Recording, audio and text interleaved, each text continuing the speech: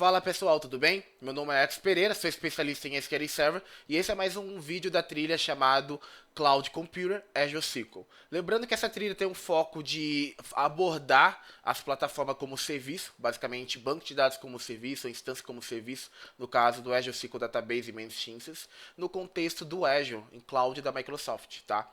E nesse vídeo em específico, nós iremos falar sobre os modelos de compra existentes no Azure atualmente, tá? Que basicamente é a DTU e o VCore. É muito interessante a gente saber quais são as diferenças entre esses modelos de compras e quando utilizar, ou até mesmo em ambiente de produção, ou até mesmo destinado para homologação. Até porque, assim como já falei outras vezes, se existem várias possibilidades, é porque existem cenários específicos para que sejam configurados, tá? O que é interessante nós entendermos sobre esse contexto? Antes de mais nada, esse vídeo está em cima de um post, tá? Então, basicamente, é o resumo desse post voltado um pouco mais para a prática, tá bom? Então, a recomendação é que leia e assista o vídeo também, tá bom? E se caso tenha algumas dúvidas de algum conceito, alguma palavra que eu tenha falado aqui, lembrando que existem vários outros vídeos falando sobre conceito de Azure aqui no canal. É interessante entender que tanto o DTU como o VCore, eles são modelos de compras específicos dentro do Azure, tá? Dando início com o modelo de DTU, o que é interessante de entender? Que o DTU, que basicamente é uma sigla para Database Transaction Unit, tá? Então, basicamente, unidade de transação de banco de dados, tá bom? Ele é a junção de três recursos principais, tá? Então, quando você aloca um banco de dados no modelo de compra de DTU, independente qual seja o service tier ali, você tem que saber que quando um DTU ele equivale a uma proporção de armazenamento, de poder computacional, que nesse caso é CPU, e no caso de I/O, né, que a gente fala de a input e output, tá? Relacionado a IOPS também, tá bom? Então, quanto maior a quantidade de DTU, maior a capacidade desses recursos, esse conjunto de três recursos aqui relacionado ao banco de dados ali. Então vamos tomar como exemplo. Então imagine que você tenha um Azure SQL Database, ele tem ali alocado, por exemplo, 5 DTUs, que é o exemplo que eu vou utilizar no Service Tier mais básico, tá? Lembrando que o Service Tier é basicamente nível de desempenho ali do banco de dados, tá?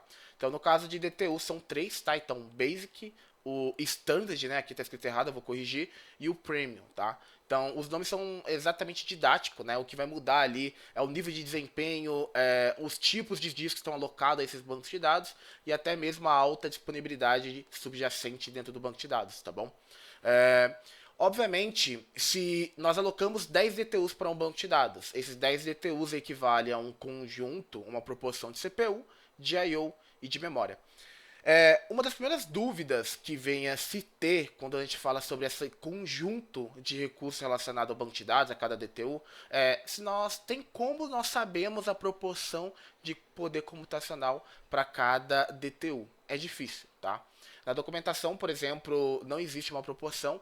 Sem dúvida nenhuma, dá para consultar algumas DMVs dentro ali do banco de dados para tentar mensurar. Então, por exemplo, vamos falar no contexto de memória, como não existe uma medida clara, olha, X mega por memória para cada DTU.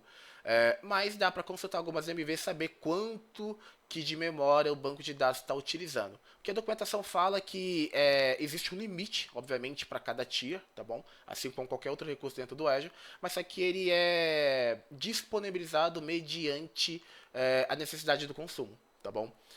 Esse é o principal ponto que a gente tem que saber do DTU. Então, o foco do DTU contém essas medidas, basicamente é a simplificação do desempenho do banco de dados. Então, a ideia, a origem dessa ideia, assim como está na documentação da Microsoft, que eu vou mostrar mais adiante, basicamente é uma simplificação do conjunto de desempenho do banco de dados e custo.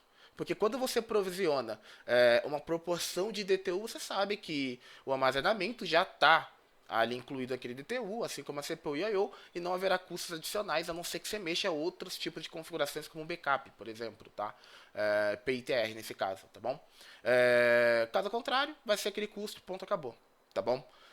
Benefícios, tá, pessoal? Simplicidade. Eu acho que esse é o maior benefício do DTU e a previsibilidade de custo, que é o que eu acabei de comentar, tá bom? Malefício, menos flexibilidade. Então imagine um ambiente aí que você queira, por exemplo, que você precisa mais poder computacional do que memória. No caso de DTU, esse não é o cenário ideal para ser provisionado esse banco de dados. Se isso houver e tiver no DTU, o ideal é alterar de DTU para VCore, sem problema nenhum, tá? O único tier que não tem como fazer alteração é quando você está no Hyperscale ali dentro do vCore. Não é o ponto agora de falar sobre isso, mas de DTU para os outros Service Tier e modelos de compra vCore é possível alterar a qualquer momento, tá bom? É difícil de dimensionar, tá? Como assim? É difícil de mencionar ou saber quanto de CPU, quanto de memória, quanto de I/O que tem ali, levando em consideração que existe limites e é disponibilizado proporcionalmente, tá bom? E basicamente esse é o DTU. O vCore, pessoal, ele é um modelo de compra um pouco mais completo, digamos assim, tá? Por que ele é um pouco mais completo? Diferente do caso do DTU, o vCore ele basicamente você consegue isolar a configuração da memória, a configuração da CPU e até mesmo o armazenamento. Eles não estão atrelados a uma unidade única de medida, tá? O primeiro questionamento, para quem já ouviu falar sobre os conceitos de Azure, vai falar: poxa, eu não consigo falar que para um vCore eu posso, por exemplo, ali colocar 50 GB de memória RAM. De fato, não consegue, tá? Até porque isso não está disponibilizado no portal. No entanto, é muito claro isso na documentação quantos GB de memória tem por vCore, tá? Então imagine ali, por padrão no hardware, né, que é o Gen 5 ali, basicamente na documentação vai falar quantos GB de memória se tem para cada vCore. Então imagine um cenário que você queira priorizar a memória, você queira que pelo menos o requisito do sistema ou do banco de dados seja de 30 GB. Você vai provisionar ali a quantidade de vCore para alcançar aquela unidade medida de memória necessária. Basicamente isso. Então é um pouco mais claro comparado com o DTU, o que não é possível, tá? CPU. A documentação deixa bem claro que basicamente um vCore é equivalente a um processador lógico, tá? Então, por exemplo, eu vou abrir minha CPU, o Task Manager aqui da minha máquina. Então, essa máquina minha aqui, ela tem, por exemplo, 8 cores, mas dentro desses 8 cores, para cada core, eu tenho dois processadores lógicos, né? Logical Process, né? Então, eu tenho 16 ao total. Lembrando que isso é uma tecnologia da Intel, nesse caso específico, tá? Que é chamada de Hyper-Thread, se eu não me engano. Quando é provisionado um vCore para o banco de dados, é equivalente a eu pegar um desses processadores lógicos e disponibilizar ali para aquele banco de dados, basicamente. Então, se eu quisesse um banco de dados, por exemplo, no modelo de compra vCore, equivalente com a máquina que eu tenho aqui, que eu estou utilizando para gravar esse vídeo, eu teria que colocar 16 vCore. Basicamente isso, tá? Então, ele tem essa possibilidade, essa flexibilidade, tá, de provisionar os recursos. Assim como no DTU existe o Service Tier, que é o nível de desempenho, tá, ali do banco de dados. Então, aqui é um pouco diferente a nomenclatura, General Purpose, então basicamente propósito geral. Business Critical, tá, com a menor latência. E o Hyperscale, que é um tier específico, tá bom? Ali para banco de dados ali que tende a crescer, né? O armazenamento ali pode passar ali de 100 terabytes, tá bom? Comparado vCore com DTU, o principal benefício é a personalização de CPU, memória e armazenamento, tá? Então, ele não está diretamente atrelado, portanto, também existe ali uma configuração máxima de armazenamento para a quantidade de vCore, mas não está atrelado diretamente, até porque o custo de armazenamento, CPU e I/O já está atrelado no DTU, na unidade única. No vCore é cobrado proporcionalmente, tá?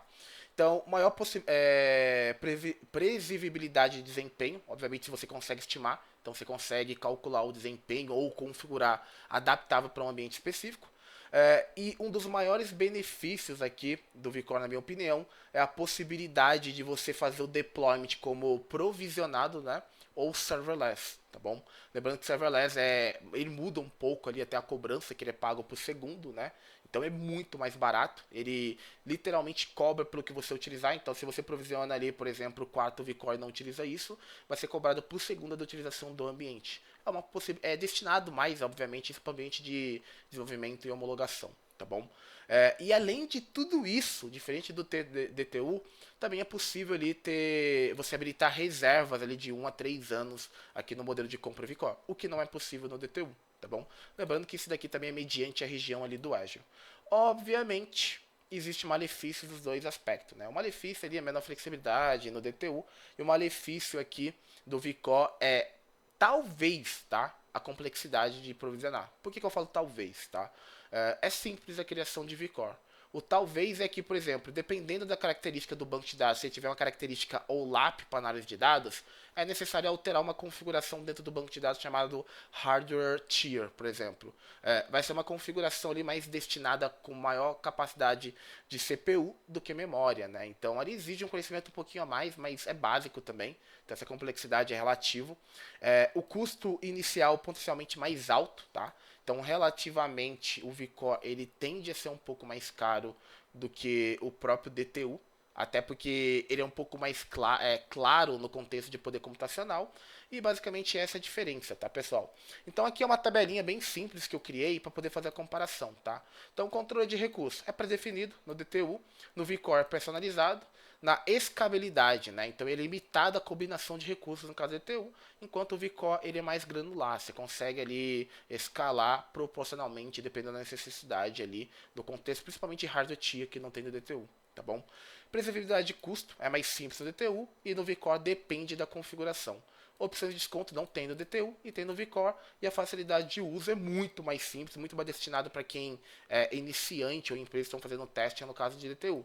Isso não significa que o ambiente produtivo não possa estar no modelo de compra DTU, tá bom? Então, essa é a documentação, é bem simples, basicamente tudo que está aqui, obviamente, no artigo tem nessa documentação, com mais algumas comparação. Essa imagem aqui, eu acho que ela é bem didática, tá? Então, porque assim, ó, repara que esse é o poder computacional, né? Então, digamos que é CPU e armazenamento. Se você quer mais armazenamento, você tem que aumentar o poder computacional, tá? Então, você não consegue aumentar o armazenamento sem aumentar a CPU ali, o poder computacional ali no modelo de compra DTU. Já no vCore, você repare que não tem esse padrão linear, tá bom? Basicamente você pode ele ter maior poder computacional com menor armazenamento, ou mais armazenamento e mais poder computacional e assim por diante, tá? Então é independente ali do armazenamento, tá bom? É, existe ali uns custos um pouco diferentes, tá? Dependendo se for serverless, se for provisionado, né? O deployment ali, provisioned, e assim por diante. Não é muito complexo, é bem simples, tá? O vCore é cobrado isolamento, do vCore, né? Cobrado isolado, armazenamento isolado também. E os backups, ali, se você ceder, é equivalente tanto no DTU como no vCore, tá? O que eu acho que é interessantíssimo a gente mostrar aqui? Basicamente é essa configuração aqui, ó, que é os recursos de computação, tá bom? Lembrando que isso só é possível alterar no vCore, tá? Então, o padrão aqui é o Série Standard G5, tá? Então, por exemplo, se você quer ou sua empresa tem algum tipo de política que exige saber qual que é o processador, configurações, aqui ele mostra até quais são os processadores, né? Então, aqui é Intel, por exemplo, dessa Intel específica, com esse poder de gigahertz aqui. E no caso de computação sem servidor, ele tem essa configuração aqui, tá? Então, tem essa variação aqui, tá? Então, inclusive, aqui ele vai falar ali sobre o Hyperthread, né, que eu comentei com agora há pouco, né? Então, lembra que eu falei que é possível estimar a quantidade de memória? Então, repara, esse é o padrão. Quantos GB de memória que eu tenho por vCore? É 5. Então, se eu quero 30, dá para fazer uma matemática, ele vai ser mais ou menos ali 6 vCore, tá? Vai dar um pouquinho mais de 30 GB, tá bom? E tem um limite aqui de 625 GB, tá? No serverless, ele é um dimensionamento automático para até 24 GB por vCore. Então, ele é quase que equivalente para o DTU, digamos assim. A diferença é que aqui você tem uma medida única, tá bom?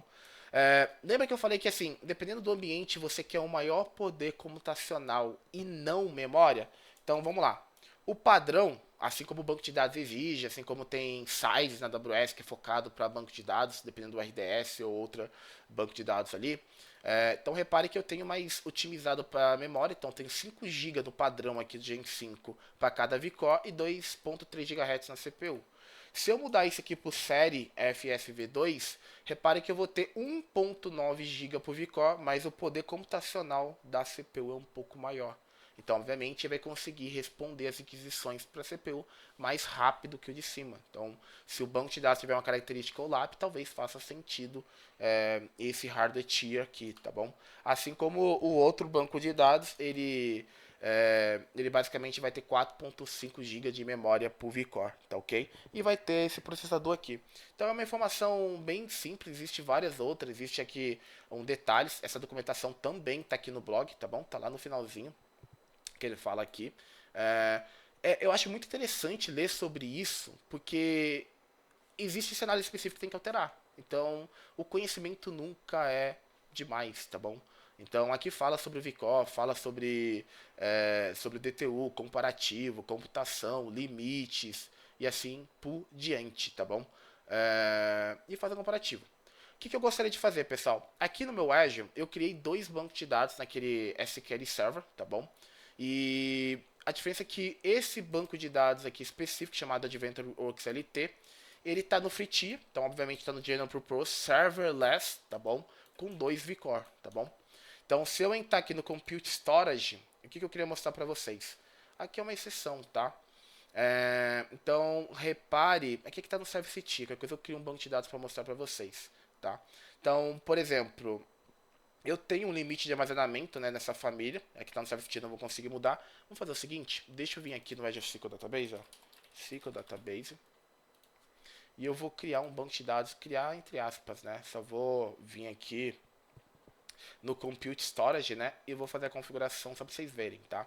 Então, por exemplo, eu estou no Hyperscale, eu vou mudar para o General Purpose, que geralmente são ambientes que não são críticos, tá? Vou deixar no Provisioning aqui. E repare o seguinte, tá? Eu posso aumentar a quantidade de vCore até 128 vCore e manter, por exemplo, 32 GB de armazenamento, tá? Ou eu posso deixar 2 vCore e aumentar essa quantidade de armazenamento. Obviamente, existe um limite de 1 tera para essa capacidade aqui, tá? Mas ele não está ligado diretamente à quantidade de vCore. Se eu aumentar a quantidade de vCore, eu aumento a capacidade de armazenamento, tá? Então, assim, existe a possibilidade, se eu quero, por exemplo, uma quantidade extremamente grande, eu posso usar o Hyperscale, que é uma infraestrutura subjacente totalmente diferente, tá bom? Ou o serverless ali é o mesmo conceito, eu não tenho uma ligação direta ali entre o armazenamento, tá? Eu posso aumentar e diminuir. Então é equivalente, tá? O serverless tem um autopace para economizar custo ali, né? Diminuir os custos, tá bom? Ok, eu vou voltar lá para minha tela. Esse LT está no vCore. E eu tenho outro banco de dados aqui que está no DTU, tá bom? Então ele está aqui no Basic. Se eu vim aqui também, ó, no Service Compute Storage, reparem o seguinte, aqui eu vou mexer, como ele não está no server, no free tier, né? Então eu consigo personalizar. Então eu estou no Basic, tá? Então nesse caso aqui eu tenho um limite, o Basic não é destinado para o ambiente produtivo. Então só vou aumentar aqui aumentar para o stand só para verem, né? Então repare o seguinte, aqui eu tenho um limite muito menor por causa do DTU e eu tenho que obrigatoriamente aumentar o DTU para aumentar o armazenamento, tá? Então, por exemplo, eu tenho 1 tera aqui do stand. Se eu quero aumentar isso, eu tenho que mudar lá para o Premium para poder aumentar isso. E o limite aqui, por exemplo, de 4.000 DTUs é de 4.096 GB, tá bom? Então, ali existem outras configurações que eu vou falar um pouco mais adiante. Mas é isso. O que eu queria mostrar aqui, tá? Eu vou abrir o SQL, uma ferramentinha que eu já utilizei em outros vídeos, chamado SQL Query Stress, tá bom? Eu vou pegar esse endpoint que eu já estou conectado, tá? Então lembrando que esse é o endpoint do meu SQL Server, que tem 2 bancos de dados. Lembrando que isso aqui é somente agrupamento lógico. Vou fazer essa configuração aqui, ó. Vou mudar para autenticação SQL Authentication. Eu podia ter deixado isso pronto, mas vamos fazer aqui rapidinho. E vou pôr a senha, tá? TRC. Ó. Vou testar a conexão. Ok, sucesso. Eu vou criar uma query. Uma query bem ruim, tá? Só para poder gastar poder computacional. Basicamente, vou fazer um select. Asterisco. Vamos esperar aqui. O banco estava pausado, então pode ser que ele leve um pouco mais de tempo, tá bom? É bom que ele vai mudar esse status aqui. Vamos ver como é que tá lá no portal do Azure. Esse é o meu banco de dados, ó. Ele tá em resuming, né? Porque ele tava pausado, né? Então, como faz um tempo que eu não conectava nele, ele tá abrindo conexão, né? No banco de dados ali. Então, pode ser que vai dar um timeoutzinho aqui no meu SSMS e depois ele vai voltar, tá bom? Enquanto isso, o que eu vou fazer? Deixa ele aqui abrindo conexão, vou clicar cancelar. O outro banco de dados ele não tá com esse status, então eu vou nesse outro banco de dados aqui, tá bom? Pronto, conectei nesse outro banco de dados. Então eu estou no contexto do banco de dados Adventure Works LT2, tá bom? Vou criar uma query para acessar a DMV SysObjects, tá bom? A diferença aqui que eu vou fazer, eu vou fazer uma query pesada. Então vou fazer um cross join, que é o produto cartesiano dessa DMV, algumas vezes só para ela consumir um pouco de recurso, tá bom? Então vou colocar query, aqui eu vou mudar o banco de dados para LT2, tá? Ok, ok. Eu vou colocar para executar aqui, 5 interações e 100, 5 threads com 100 interações, tá? Então vai abrir 5 sessões no meu banco de dados e cada sessão vai executar 100 vezes, tá bom? Vou colocar aqui para consumir o recurso, deixa ele aqui. Enquanto isso eu vou tentar conectar no outro banco de dados. Deixa ele rodando aqui. Vou abrir outra sessão do Query Stress. Olha, ele está rodando aqui ainda, não tem problema. Vou pegar essa mesma query e vou também conectar a diferença que eu vou abrir no outro banco de dados. Eu só quero evidenciar a diferença do consumo, tá bom?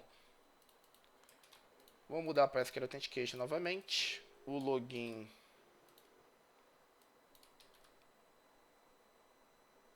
é esse daqui. Vou pôr minha senha. O banco de dados eu vou colocar o LT, Test Connection. Deu sucesso. Ok. Mesma coisa. 100 interações vai ser executado 100 vezes com 5 threads.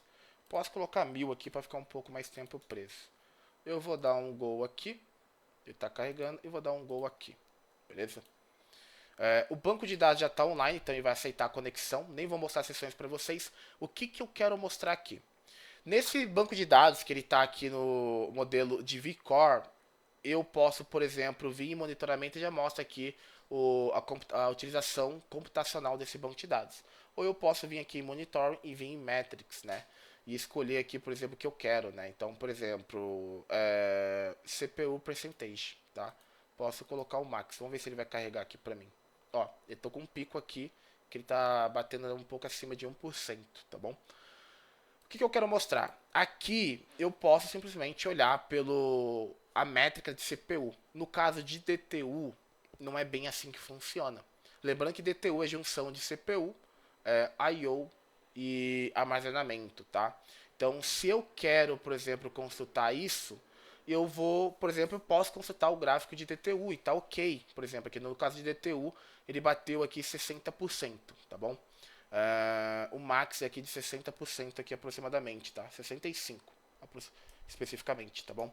Mas a primeira pergunta que eu gostaria de fazer é, beleza, tá topando DTU, mas quais desses recursos tá topando DTU? É a CPU ou é a I/O, por exemplo? Tá? Não tem como responder olhando somente pro gráfico de DTU. Nesse caso em específico, que é a mesma tela, tá pessoal? Eu tô no Metrics também, a diferença que eu vim pela parte de monitoramento aqui no review do banco de dados, mas é a mesma coisa que eu viesse aqui em monitoring, tá? Eu vou adicionar aqui DTU, só para mostrar para vocês. Então, DTU percentage, o max. O que eu vou fazer? Eu vou adicionar outra métrica, lembrando que é data.io percentage, o max. E também vou adicionar outra métrica aqui de log.io percentage, que é o max, que é de I/O, tá bom? Então, por exemplo, eu vou mudar isso aqui, em vez de ser das últimas 24 horas, eu vou colocar dos últimos 30 minutos, tá? Então, por exemplo, o que isso aqui mostra pra mim? Eu tive um pico de DTU, tá? E vou adicionar outro gráfico aqui, pessoal, que é o de CPU também, tá? CPU percentage. E vou colocar o max também, beleza? O que esse gráfico mostra pra gente, tá bom? Eu, de fato, tive um pico, tá? De DTU, isso é possível ver aqui. Mas quais das junções, ou quais das métricas que causou esse pico de DTU? Se a gente olhar a cor rosa, a gente vai ver que o que causou o pico desse DTU é o Data I/O Percentage e não CPU. Então, não é correto afirmar que toda vez que tem um DTU topado é CPU. Você tem que ver quais é das métricas, se é I/O ou se é CPU. Então, sempre que está relacionado a DTU, nós sempre iremos colocar aqui DTU, o Data I/O, Log I/O e a CPU para ver o que está causando, tá? Então, por exemplo, eu vou olhar a CPU. A CPU bateu 40%, mas o que proporcionou, o que ocasionou o pico de DTU foi o I/O, tá? Então aqui no caso de vCore, né? Então eu não preciso fazer isso. É importante, é possível fazer isso dependendo da análise? Sim, total. Mas lembrando que não vai ser o I/O que vai fazer topar o consumo de recursos, até porque é por vCore aqui nesse caso. Talvez, numa análise específica, ver se está alcançando o limite de I/O ali do banco de dados, tá? Vou colocar nos últimos 30 minutos para ver. Nesse caso aqui, por exemplo, é que não dá para comparar, né? Aqui eu tenho 5 DTUs e aqui eu tenho um vCore. Então, por exemplo, eu peguei as mesmas queries para executar aqui, tá bom? No caso do meu banco de dados, está no vCore, com 2 vCores aqui, ele não bateu nem um max aqui de 3% da CPU, tá bom? Eu posso adicionar as outras métricas aqui também, tá? De data IO percentage, posso adicionar a métrica também de log IO percentage. Então, assim, é muito inferior da capacidade do total comparado, tá? Enquanto o DTU ali, lembrando que é 5 DTUs, já fez ali tanto a CPU aqui chegar no valor de 47%, como o Data I/O no valor de 65%, que ocasionou o DTU chegar a 65%, que é uma junção, tá bom? É isso que eu queria mostrar. Então, aqui eu tenho 2 bancos de dados. Espero que tenha ficado bem claro a diferença disso. Quis trazer um pouco mais da parte prática para ficar um pouco mais claro, tá bom? O que eu acabei não comentando aqui, que eu vou ter que mostrar para vocês a criação do banco de dados, é o seguinte, é o hardware tier, tá? Que é esse cara aqui, ó. Eu tenho que vir tanto no, eu não vou fazer no meu banco de dados porque está no free tier, tá? No caso do vCore. Se eu vir aqui em Compute Storage, no somente, por exemplo, no vCore, vou pegar o General Purpose mesmo, né? Aqui eu vou ter um hardware configuration, tá? Que eu consigo alterar, por exemplo, do Gen 5 e para outro mediante o Service Tier, tá? Então, por exemplo, eu posso alterar aqui pro FSV2 Series, tá? E eu sei que ele respeita essa tabelinha aqui de CPU que eu mostrei um pouco mais adiante, tá? Então eu sei que vai ter 1 GB de memória, 1.9 GB por vCore, tá bom, pessoal? É isso, espero que tenha gostado. Caso tenha alguma dúvida, entre em contato, assista outros vídeos. Caso tenha alguma sugestão, também fale, tá? Abraços e é isso aí.